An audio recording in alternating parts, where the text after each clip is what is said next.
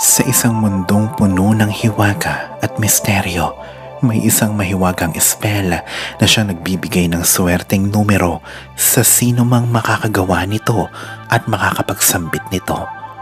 Sa gabi kung saan ang bilog na buwan ay nagbibigay ng kanyang liwanag at sa katahimikan, ito ay dapat na gawin.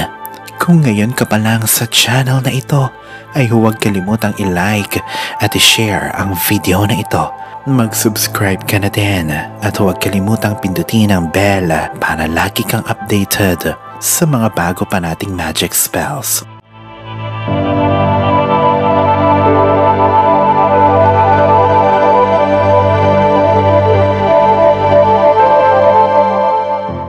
Gawin ang spell na ito sa gabi ng full moon. Alalahanin na sa anumang spell ay dapat na may kahandaan sa sarili, kapositibuhan at lubos na paniniwala. Kailangan mo ng mga sumusunod. Una, gumuhit ng gaya nito. Gayahin ang mga numero sa isang lotto ticket. Ikaw ang magdesisyon kung hanggang ilang numero ito. Pangalawa, gupitin ang mga ito gamit ang gunting. Pangatlo, sa kahon ay maglagay ng durog na laurel at asin. Alugin ito sa loob ng 5 minuto. Pagkatapos ay itapon ang asin at ang durog na laurel. Ginagawa ito upang maalis ang negatibong enerhiya.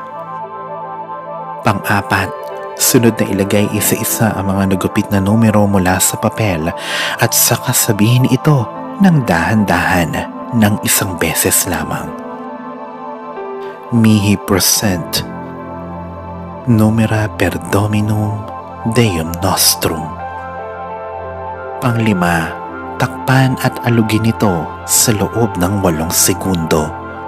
Pang-anim, ipwesto ito sa liwanag ng buwan o simpleng ilagay ito sa bintana at siguraduhin na walang makakagalaw.